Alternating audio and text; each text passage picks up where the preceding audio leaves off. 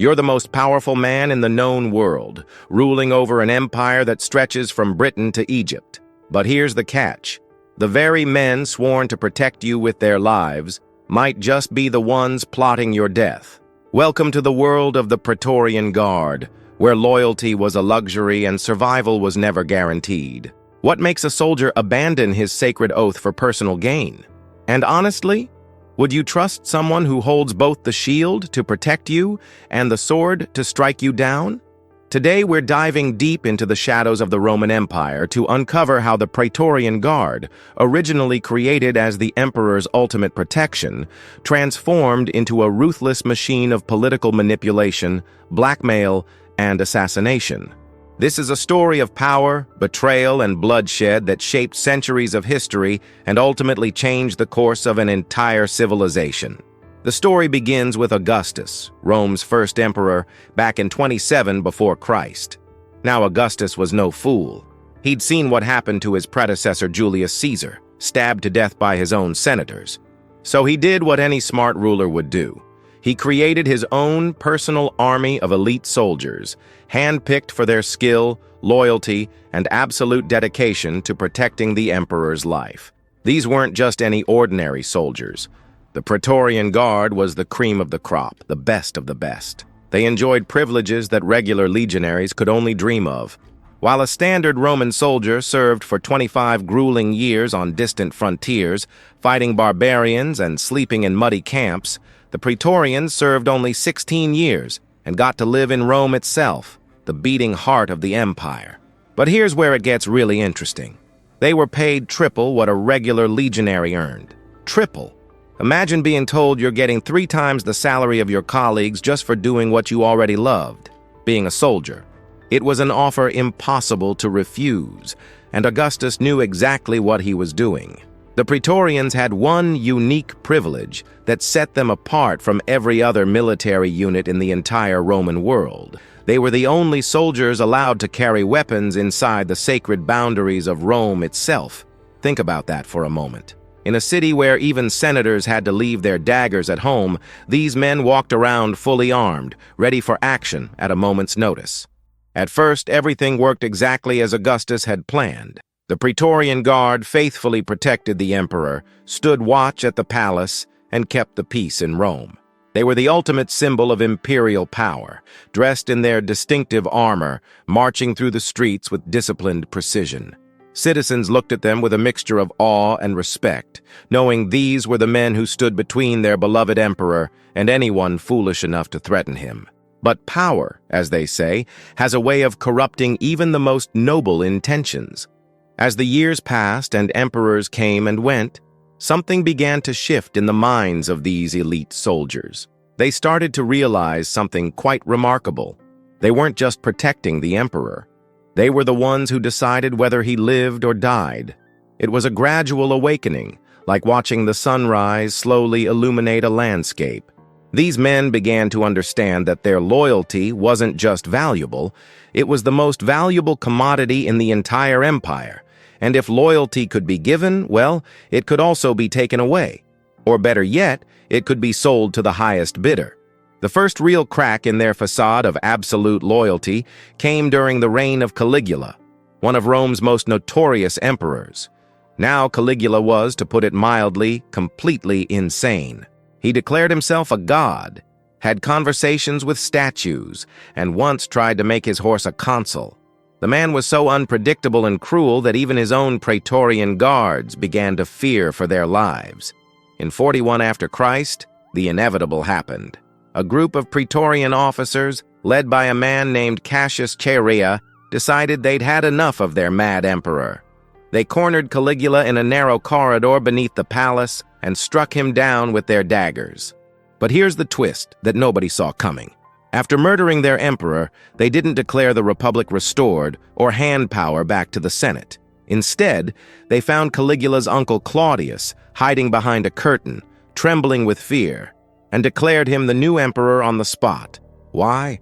Because Claudius promised them a massive bonus, enough gold to make every Praetorian Guard rich beyond their wildest dreams. In that single moment, the Praetorian Guard discovered they weren't just kingmakers, they were king-sellers. Word of this incredible transaction spread through Rome like wildfire. The most elite military unit in the empire had just auctioned off the throne to the highest bidder, and everyone knew it. But instead of being outraged, many Romans simply accepted it as the new reality. After all, if you can't beat them, you might as well profit from them. This event set a dangerous precedent that would haunt the empire for the next 3 centuries. Emperors now knew that their survival depended not just on governing well or keeping the people happy, but on keeping their Praetorian Guard satisfied with regular payments and bonuses. It was protection money on an imperial scale, and failure to pay could mean death. Don't miss what happens next in this incredible saga.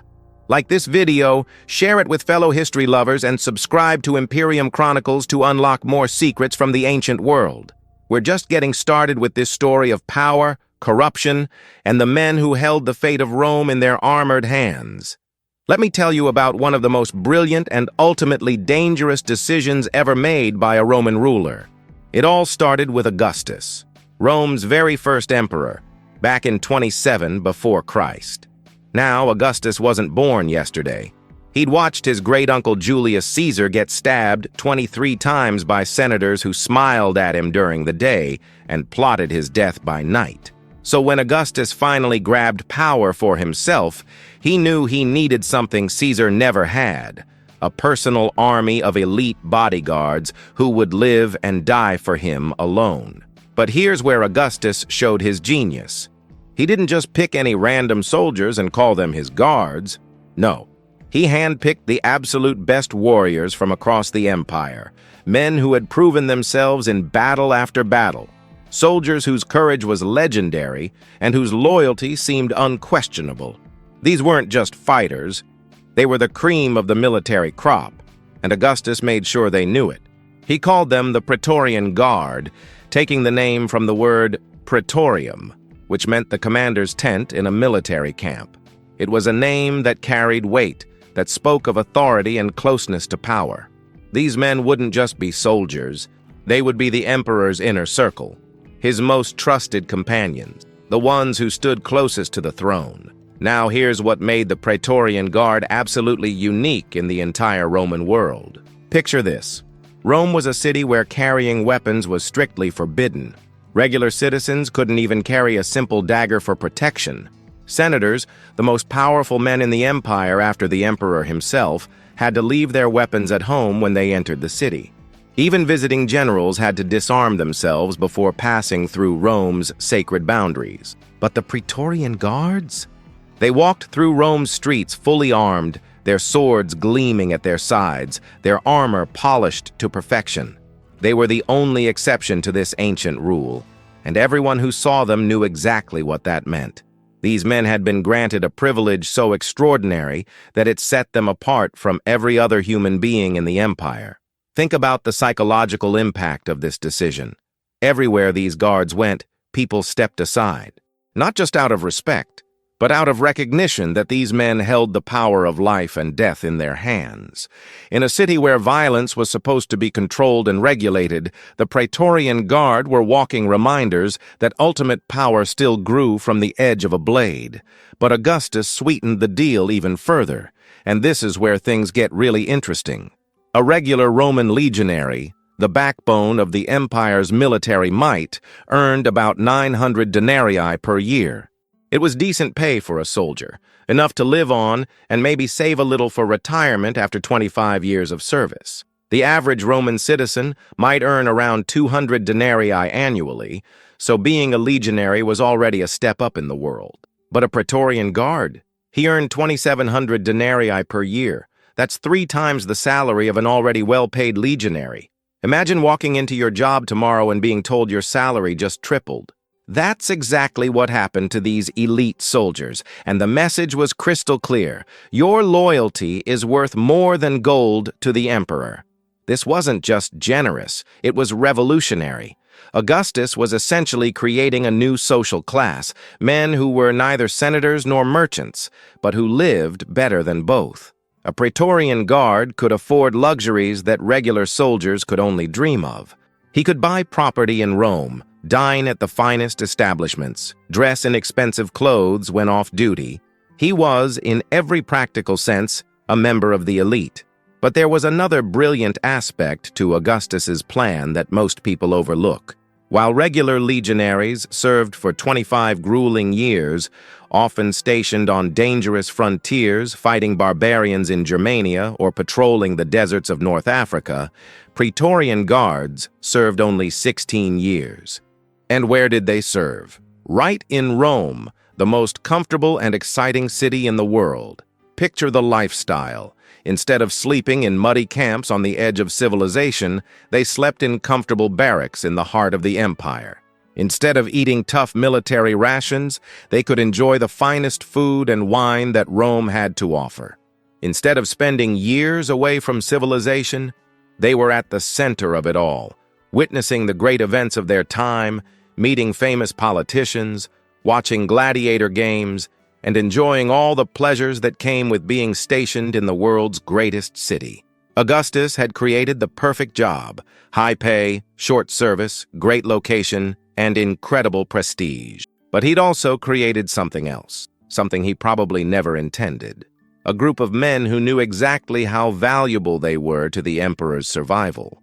And that knowledge, as history would soon prove, was going to be far more dangerous than any barbarian army Rome had ever faced. The stage was set for one of the most dramatic power struggles in human history, and it all started with Augustus's desire to stay alive just a little bit longer than Julius Caesar had managed to do. You know how they say absolute power corrupts absolutely? Well, the Praetorian Guard proved that having power over absolute power corrupts even faster. What started as Rome's most loyal protectors slowly transformed into something Augustus never could have imagined: the ultimate kingmakers of the ancient world. It didn't happen overnight, of course. For the first few decades, everything worked exactly as planned. The guards faithfully protected Augustus until his natural death, then smoothly transferred their loyalty to his successor, Tiberius. They were the perfect soldiers, disciplined and devoted. But here's the thing about human nature.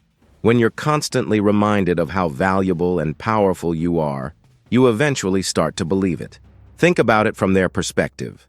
Day after day, these men watched emperors make decisions that affected millions of lives. They saw the fear in senators' eyes when the emperor frowned, witnessed the scramble for favor among Rome's elite, and observed how a single word from the man they protected could make or break entire families. Slowly but surely, a dangerous thought began to creep into their minds. If we're the ones keeping this man alive, aren't we the ones who really hold the power? The first generation of Praetorians had served under Augustus, a man they genuinely respected and who had personally selected many of them. But as time passed and new emperors came to power, that personal bond began to weaken. The guards started to see their relationship with the emperor less as sacred duty and more as a business transaction.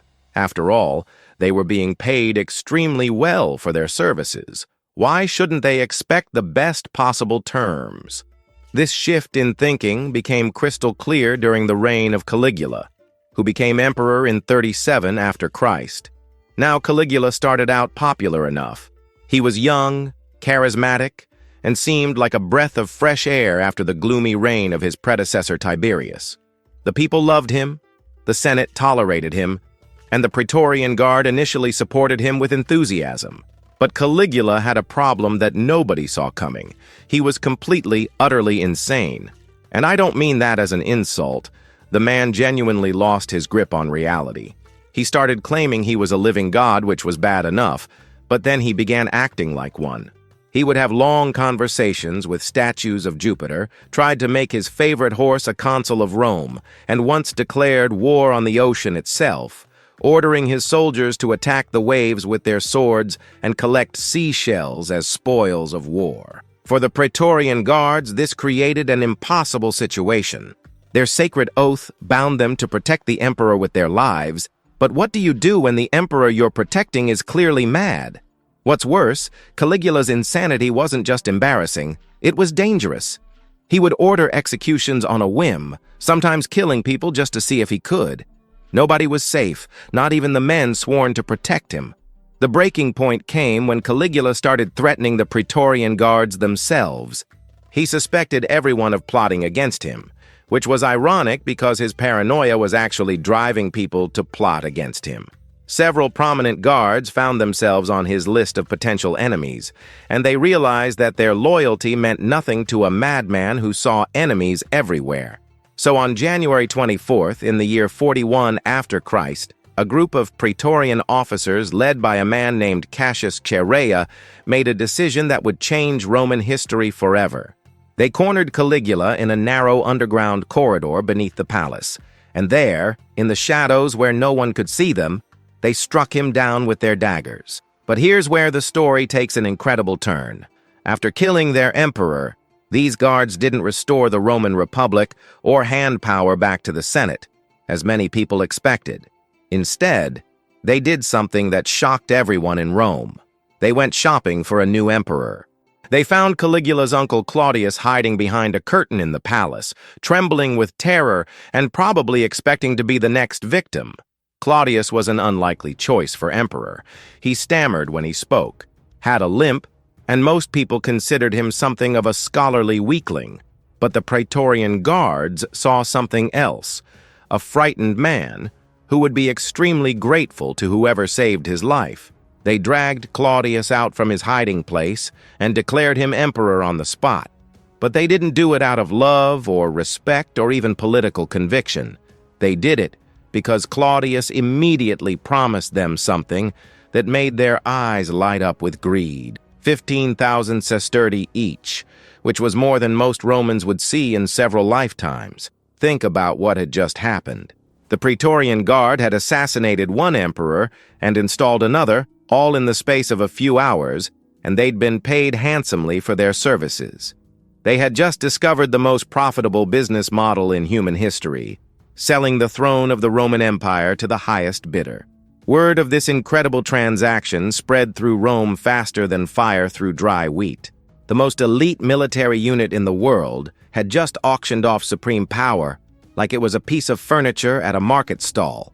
Some Romans were outraged, others were fascinated, but everyone understood that the rules of the game had fundamentally changed. From that moment forward, every emperor would live with the knowledge that his Praetorian Guards were not just his protectors, they were his business partners, and business partners expect to be paid well for their services. The Guards had tasted the ultimate power, the power to make and unmake emperors, and there was no going back. Claudius, to his credit, turned out to be a surprisingly good emperor despite his unlikely beginning. But he never forgot how he'd gotten the job, and he made sure to keep his Praetorian Guards happy with regular bonuses and generous treatment. He understood the new reality. In the Roman Empire, the emperor might hold the title, but the real power belonged to whoever controlled the men with the swords. The age of the kingmakers had begun, and Rome would never be the same. If you thought the Praetorian Guard's assassination of Caligula was shocking, wait until you hear what happened in the year 69 after Christ. This was the year that would go down in history as the year of the four emperors, and it was the moment when Rome's elite guards completely lost their minds and nearly destroyed the empire in the process. Picture this. In the span of just 18 months, 4 different men would claim the title of Roman emperor, and 3 of them would die violent deaths. It was like watching a deadly game of musical chairs, except the music never stopped playing, and the Praetorian Guard kept moving the chairs around whenever they felt like it. The chaos began with an emperor named Nero, who had ruled for 14 years, but had become increasingly unpopular. Nero was the guy who supposedly played his lyre while Rome burned, though that's probably just a legend. What's definitely true is that by 68 after Christ, he had made so many enemies that rebellions were breaking out across the empire. When the Praetorian Guard finally abandoned him, Nero chose to take his own life rather than face execution. Now here's where things should have gotten simpler. The next emperor was supposed to be Galba, an old military commander who had the support of the legions in Spain and seemed like a steady, experienced choice. The Praetorian Guards, seeing which way the wind was blowing, quickly declared their support for Galba and helped him march into Rome to claim his throne. But Galba made one crucial mistake that would cost him everything. He forgot to pay his bill. You see, when the Praetorian Guards had supported Galba's claim to power, they expected the same treatment that every emperor had given them since Claudius. They wanted their bonus, their reward for switching sides and helping him become emperor. It was practically a tradition by this point, and the guards considered it their rightful payment for services rendered. Galba, however, was an old-school Roman who believed in discipline and frugality. When the Praetorian Guards came to him, expecting their usual generous bonus, he looked them straight in the eye and said something that would seal his fate. "I choose my soldiers. I don't buy them." Can you imagine the shock on their faces? Here was an emperor telling the most powerful military unit in the empire that their loyalty couldn't be purchased. It was like refusing to tip your waiter after he'd already served your meal. Technically within your rights, but probably not the wisest decision if you ever want to eat at that restaurant again. The Praetorian Guards were furious. They'd grown accustomed to being treated like partners in the imperial business, not mere employees. Galba's refusal to pay them wasn't just an insult to their wallets. It was an insult to their sense of importance and power. They began to mutter among themselves, wondering if they'd made the right choice in supporting this tight-fisted old man. Meanwhile, a younger senator named Otho was watching all of this unfold with great interest. Otho was ambitious, wealthy, and most importantly, he was willing to pay what the Praetorian Guards considered a fair price for their services. He began secretly meeting with key officers in the Guard, promising them not just the bonus that Galba had refused to pay, but an even larger reward if they helped him become emperor instead. The Guards didn't need much convincing. On January 15th, in the year 69 after Christ, just 7 months after Galba had become emperor, a group of Praetorian Guards cornered him in the Roman Forum and hacked him to death with their swords. They didn't even try to hide what they were doing.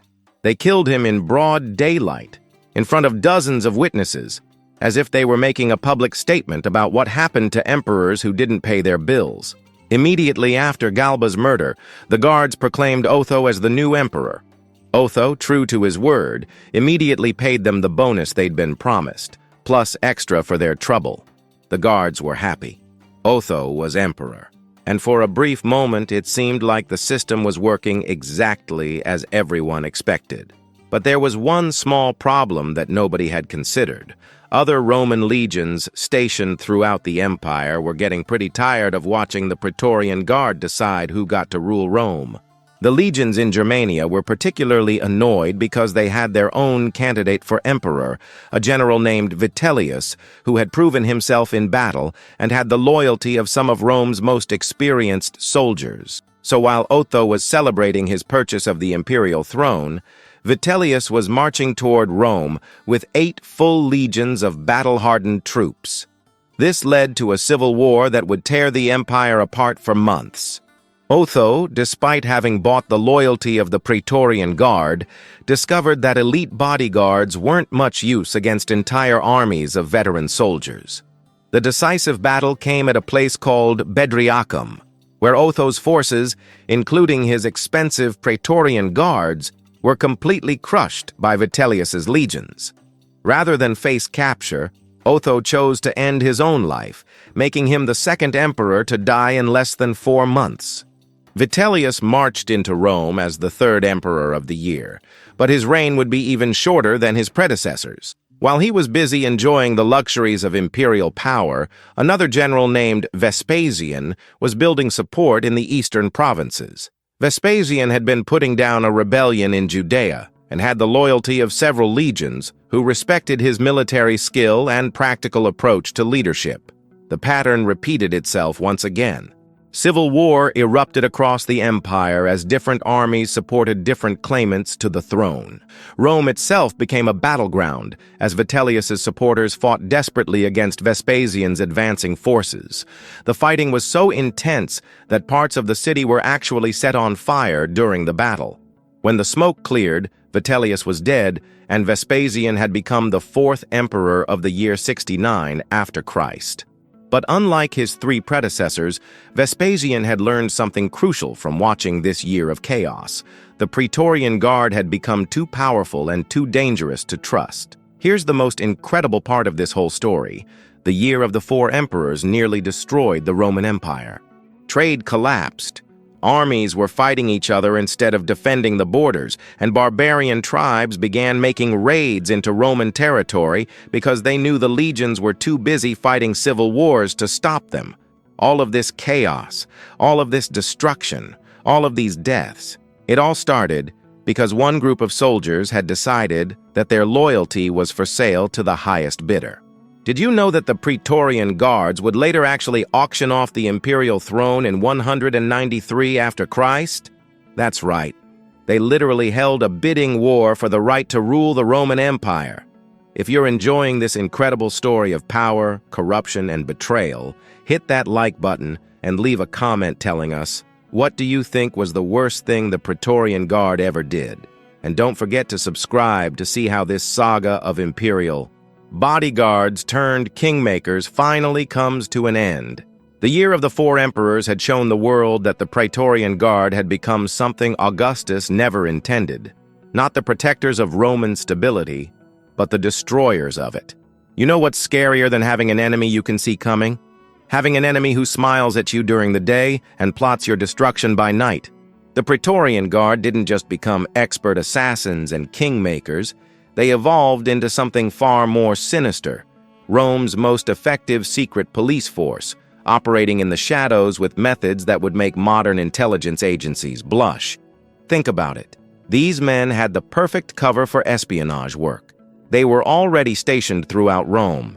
They had access to every important building and every powerful person, and most crucially, they were completely above suspicion. Who would ever suspect the emperor's own bodyguards of working against the empire's elite? It was like having spies with diplomatic immunity, free to move anywhere and do anything without fear of consequences. The transformation from simple soldiers to secret agents happened gradually, almost naturally. At first, emperors would ask their Praetorian Guards to keep an ear open for potential threats, to listen for whispers of rebellion or plots against the throne. It seemed reasonable enough. After all, protecting the emperor meant more than just standing guard at the palace. It meant knowing what his enemies were planning before they could act. But once the Praetorian Guards tasted the power that came with secret information, they couldn't resist wanting more. They began building networks of informants throughout the city, recruiting everyone from slaves in senators' households to prostitutes in the bathhouses. Soon, there wasn't a conversation happening in Rome that the Praetorian Guard couldn't listen in on if they wanted to. The really clever part was how they used this information. Instead of simply reporting threats to the emperor, they began to realize that knowledge was its own form of currency. A senator having an affair with another man's wife, that was valuable information. A merchant cheating on his taxes, worth knowing. A general expressing doubts about the emperor's latest military campaign, priceless intelligence that could be used at just the right moment. They developed what we might recognize today as classic blackmail techniques, but with a Roman twist. Instead of demanding money directly, they would approach their targets with a friendly suggestion. Maybe that senator who was having an affair might want to vote a certain way on an upcoming law. Maybe that merchant might want to make a generous donation to the Praetorian Guard's retirement fund. Maybe that general might want to rethink his criticism of imperial policy. The beauty of the system was that it was almost impossible to prove. The Praetorian Guards never made direct threats. They simply made it clear that they knew things, and they let their target's imagination fill in the blanks about what might happen if those things became public knowledge. It was psychological warfare at its finest, and it worked incredibly well. But perhaps their most audacious criminal enterprise was the forging of wills and testaments. Here's how it worked. When a wealthy Roman citizen died, the Praetorian Guards would sometimes intercept the will before it could be read publicly. They would then create a completely new version that left generous bequests to the imperial treasury, to the Praetorian Guards Fund, or to specific officers who had orchestrated the scheme. The forgeries were masterful works of art. The guards employed skilled scribes who could perfectly mimic handwriting, and they used authentic parchment and ink to make the documents look completely legitimate. They even went so far as to bribe or intimidate the witnesses who would testify to the will's authenticity. By the time the family discovered what had happened, the money was already gone, and the legal system was too corrupt to help them recover it. One particularly notorious case involved a wealthy merchant named Marcus Valerius, who had made his fortune trading grain from Egypt. When he died unexpectedly, his family was shocked to discover that his will left almost his entire estate to the Praetorian Guard, with only a small portion going to his own children. The family protested, claiming the will was fake, but several witnesses swore they had seen Marcus sign the document with his own hand. What the family didn't know was that the Praetorian Guards had been watching Marcus for months, waiting for the perfect opportunity. When he fell ill with a fever, they struck. They forged the will, bribed the witnesses, and even arranged for one of their own men to pose as Marcus's legal advisor, claiming that the dying merchant had specifically requested these changes to his estate. The most chilling part of this story is what happened to Marcus's eldest son, who continued to protest the will's authenticity. One night, he simply disappeared from his home, leaving behind no trace except a note saying he had decided to leave Rome forever. His body was never found, but everyone in the family understood the message. Stop asking questions, or you might disappear too. This wasn't an isolated incident. The Praetorian Guards had turned inheritance fraud into a fine art, and they were getting away with it because nobody dared to challenge them directly. They had created a climate of fear where even the wealthy and powerful were afraid to speak out against obvious injustices. But the guards didn't limit their criminal activities to financial fraud. They also became expert character assassins, spreading rumors and false information to destroy people who got in their way. They would plant evidence of adultery, treason, or financial impropriety, then sit back and watch as their targets' reputations crumbled. The psychological impact of living under this kind of constant surveillance was devastating. Senators began to whisper that the walls of Rome itself had ears, and that speaking freely was no longer safe anywhere in the city. Dinner parties became exercises in careful diplomacy, where every word was weighed for its potential to be misinterpreted or taken out of context. Perhaps most disturbing of all was how the Praetorian Guards began to turn on each other. As the corruption spread, individual guards started using the same techniques against their fellow officers. They would spy on each other, looking for evidence of disloyalty or private criticism that could be reported to their superiors. The brotherhood that had once united them began to dissolve into suspicion and paranoia. The irony was perfect and tragic. The men who had been created to protect the emperor from his enemies had become the very thing that threatened the stability of the empire. They had transformed from guardians into predators, and Rome was paying the price for their insatiable hunger for power and wealth. What started as a simple request to keep their ears open for threats had evolved into a sophisticated criminal organization that operated with complete impunity. The Praetorian Guard had become Rome's most dangerous enemy, and the worst part was that most people didn't even realize it until it was far too late.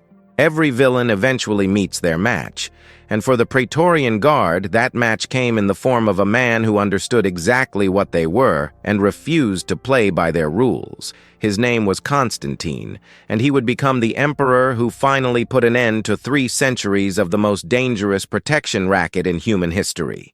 By the early 4th century after Christ, the Praetorian Guard had become something that would have horrified Augustus, their original creator. They were no longer protectors of the emperor. They were puppet masters who treated emperors like expensive toys, playing with them until they broke, then simply buying new ones. For 300 years, they had terrorized Rome with their schemes, their blackmail, their assassinations, and their shameless auctioning of imperial power. But the empire was changing, and the old ways of doing business were becoming harder to maintain.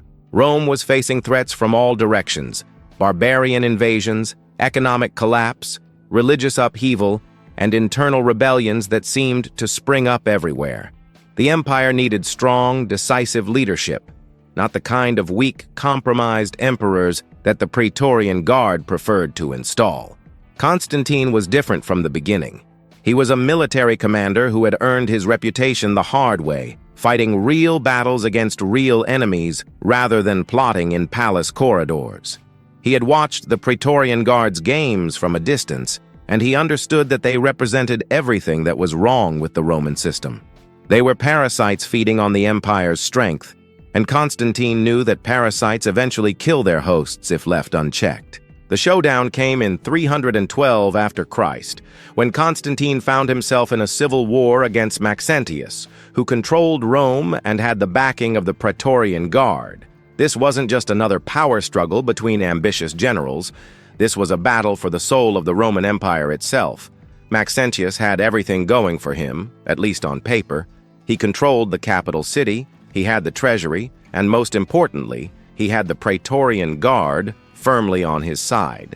The guards had invested heavily in Maxentius's success, both financially and politically, and they were confident that their traditional methods would work once again. After all, they had been making and breaking emperors for 3 centuries. Why should this time be any different? But Constantine had something that most of their previous opponents had lacked. He genuinely didn't need the Praetorian Guard's approval to rule. His power base came from the legions stationed on the frontiers, soldiers who had never been corrupted by the easy money and political games of Rome. These were men who still believed in old-fashioned concepts like loyalty, duty, and honor, concepts that the Praetorian Guard had abandoned long ago. The decisive moment came at the Battle of the Milvian Bridge, just outside Rome. Constantine's army faced Maxentius's forces, including the elite Praetorian Guards who were fighting for their very survival. They knew that if Constantine won, their days of power and privilege would be over. This wasn't just a battle. It was their last chance to maintain the system that had made them rich and powerful for 3 centuries. Legend says that Constantine had a vision before the battle, seeing a cross in the sky with the words, "In this sign, conquer." Whether that's true or not, what's certain is that Constantine's forces fought with a determination that the Praetorian Guards simply couldn't match. These frontier soldiers were fighting for a cause they believed in, while the guards were fighting to preserve a corrupt system that had made them wealthy but had rotted their souls. The battle was a complete disaster for Maxentius and his Praetorian supporters. Constantine's disciplined legions tore through their lines like a sword through silk. Maxentius himself died in the fighting, drowning in the Tiber River as he tried to flee across the bridge that would give the battle its name. With him died the last hope of the Praetorian Guard maintaining their stranglehold on Roman power. But here's the most incredible part of the story, the final twist that perfectly captures the nature of these men who had spent 3 centuries betraying everyone who trusted them. Even as their world was collapsing around them, even as their patron Maxentius lay dead and Constantine's soldiers were marching into Rome, the surviving Praetorian Guards tried one last scheme. They approached Constantine with an offer that would have been laughable if it weren't so perfectly in character. They would pledge their loyalty to him and help him consolidate his power, just as they had done for so many emperors before. They offered to switch sides, to become his protectors instead of his enemies, to share their expertise in the fine art of imperial manipulation. It was the same offer they had made countless times before, the same deal that had worked for 3 centuries. They truly believed that Constantine, like every other successful Roman leader, would eventually realize that he needed their services. After all, who better to protect an emperor from plots and conspiracies than the men who had perfected the art of plotting and conspiring? Constantine's response was swift and final. He didn't just reject their offer. He dissolved the entire Praetorian Guard permanently. Every officer was dismissed, every soldier was discharged, and the organization that had terrorized Rome for 300 years was officially disbanded. Their barracks were torn down, their weapons were confiscated, and their very name was erased from the official records of the Roman army. But Constantine didn't stop there.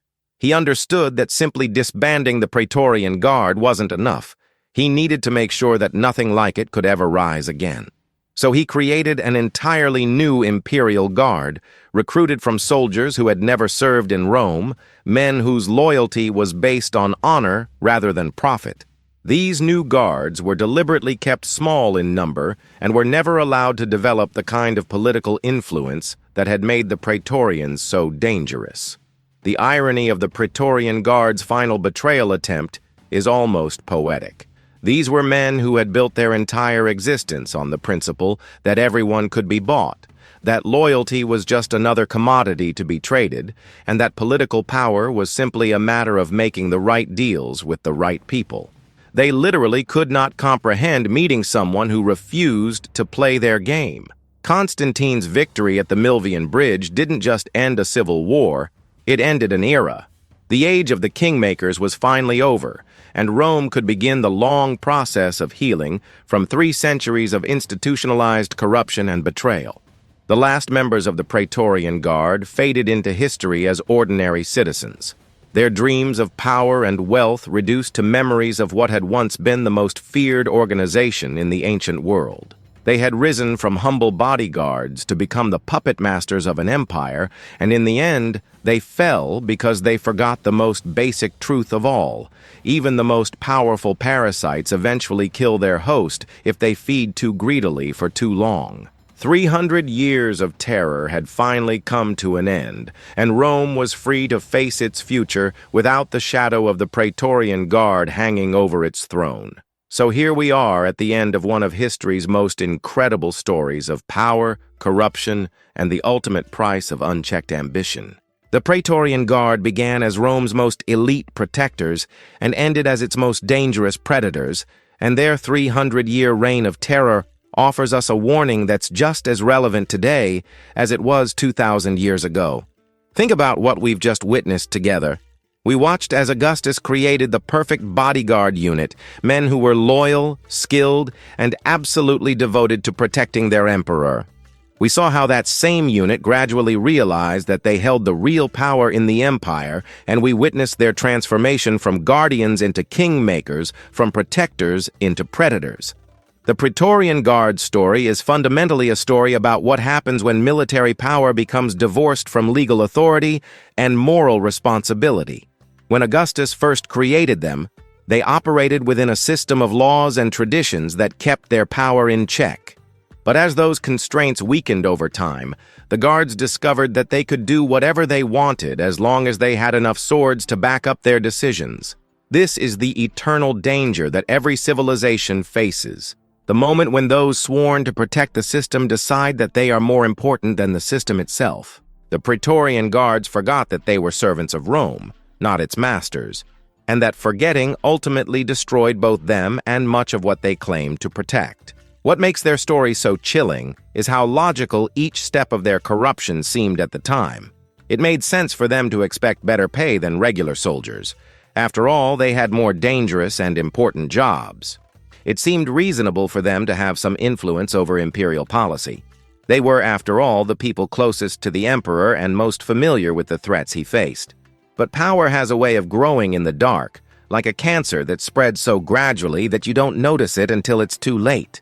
Each small compromise led to a larger one. Each minor abuse of authority paved the way for a greater one, until finally the Praetorian Guard had become something that would have been unrecognizable to the men who first wore their distinctive armor. The most tragic part of their story is how they destroyed the very thing they were created to protect. The Roman Empire might have faced many challenges in its later years, but it's impossible to imagine how much stronger and more stable it could have been without 3 centuries of political chaos, assassinations, and civil wars caused by men who put their own greed above the common good. Their legacy echoes through history in ways that should make us all uncomfortable. Every military coup, every moment when soldiers decide that they know better than elected leaders, every instance when those sworn to protect democracy decide to overthrow it instead, all of these events follow the same basic pattern that the Praetorian Guard established so long ago. We see their shadow in the military juntas that have plagued Latin America, in the coups that have destabilized Africa, in every moment when generals decide that civilian leadership is too weak or too corrupt to be trusted with power. The specific details change, but the fundamental story remains the same. Protectors become predators when they forget that their strength exists to serve something greater than themselves. But there's hope in this story too, and it comes from Constantine's example. He showed us that it's possible to break the cycle of corruption, but only if leaders have the courage to confront the problem directly rather than trying to manage it or compromise with it. Constantine didn't try to reform the Praetorian Guard or find a middle ground with them. He understood that some institutions become so corrupted that they have to be completely dissolved and rebuilt from scratch. The lesson for our modern world is clear. Eternal vigilance isn't just the price of freedom, it's the price of keeping our protectors from becoming our oppressors. We have to constantly ask ourselves who watches the watchers, who guards the guards, and what safeguards we have in place to prevent those with power from abusing it. The Praetorian Guard story reminds us that no institution, no matter how noble its original purpose or how necessary its function, is immune to corruption if we stop paying attention to what it's doing. Democracy isn't just about electing leaders. It's about maintaining the systems that keep those leaders and their protectors accountable to the people they serve. Every time we see military leaders getting too involved in politics, every time we hear about intelligence agencies operating without proper oversight, every time we witness law enforcement acting as if they're above the law they're supposed to enforce, we should remember the Praetorian Guard and ask ourselves whether we're seeing the early stages of the same process that destroyed Rome's stability for 3 centuries. The guards thought they were indispensable, that the empire couldn't function without them, that their power made them untouchable. They were wrong about all of these things, and their ultimate fate proves that no one, no matter how powerful they seem, is truly beyond the reach of justice and accountability.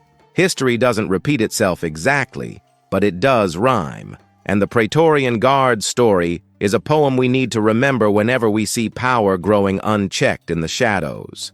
Their rise and fall teaches us that the price of civilization is constant vigilance against those who would use their strength to serve themselves rather than others. If you've enjoyed this journey into the dark side of ancient Rome, make sure to hit that like button, share this story with fellow history enthusiasts, and subscribe to Imperium Chronicles for more incredible tales from the past.